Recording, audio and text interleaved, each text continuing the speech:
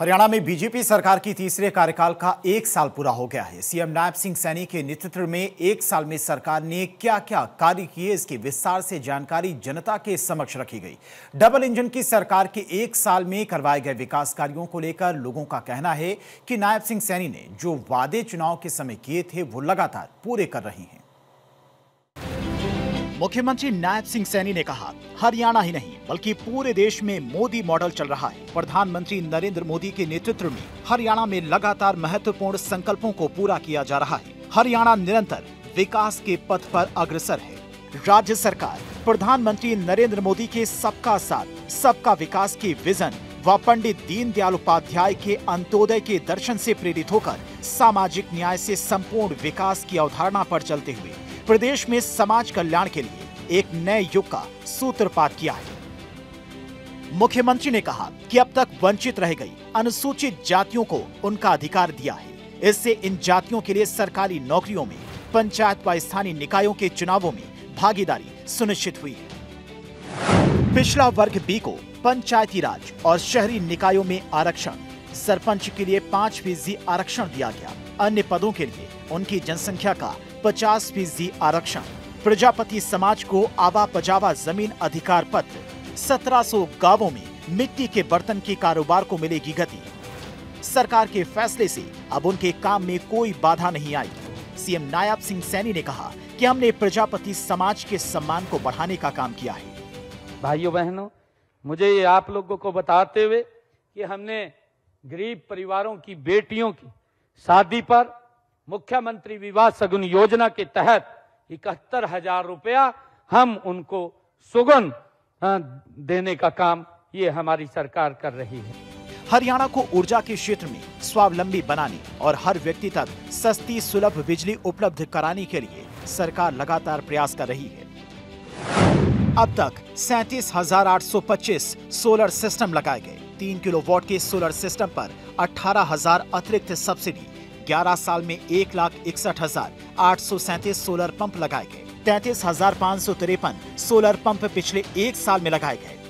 मुख्यमंत्री ने कहा कि दयालु योजना के तहत 1.80 लाख रुपए तक वार्षिक आय वाले 8,299 पात्र परिवारों को 309 करोड़ 67 लाख रुपए की आर्थिक सहायता दी गई। हमने पंचायतों व पालिकाओं की भूमि पर 20 वर्षों से अधिक समय से काबिज परिवारों को मालिकाना हक देने का प्रावधान ये हमारी सरकार ने आदरणीय नरेंद्र मोदी जी के नेतृत्व वाली में ये डबल इंजन की सरकार ने ये लोगों को दिया है। शिक्षा के क्षेत्र में भी हरियाणा अग्रणी राज्य बना हुआ है। सीएम नायब सिंह सैनी की सरकार लगातार शिक्षा व्यवस्था को बेहतर करने पर ध्यान दे रही है और इसमें बालिका शिक्षा पर विशेष ध्यान दिया जा रहा है।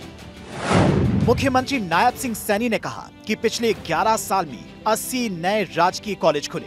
80 राजकीय कॉलेज में 30 गर्ल्स कॉलेज शामिल। प्रदेश में महाविद्यालयों की संख्या बढ़कर 185 हुई। 11 वर्ष में 13 नए विश्वविद्यालय खुले। मेडिकल कॉलेज की संख्या 6 से बढ़कर 17 हुई। MBBS सीटों की संख्या 700 से बढ़कर 2,435 हुई। 15 नए सरकारी बहुतकनीकी संस्थान भी खोले गए। 2014 में इनकी संख्या 28 थी, जो अब 43 हो गई है। प्रवेश क्षमता 11,985 से बढ़कर 16,434 हुई। हरियाणा की नायब सैनी सरकार ने कौशल रोजगार निगम के माध्यम से भी युवाओं को न केवल रोजगार दिया बल्कि उन्हें रोजगार की सुरक्षा भी दी है। एजुकेशन लेते तो सपन देखते थे, उन सपनों को पंख लगाने का काम भारतीय जनता पार्टी की सरकार ने माननीय हमारे मुख्यमंत्री जी के नेतृत्व में उन बच्चों के सपनों को पंख लगाने का काम किया। प्रदेशवासियों का कहना है कि मुख्यमंत्री नायब सिंह सैनी ने चुनाव के समय जो वायदे किए थे उनमें से अधिकतर वादों को पूरा करना शुरू कर दिया है।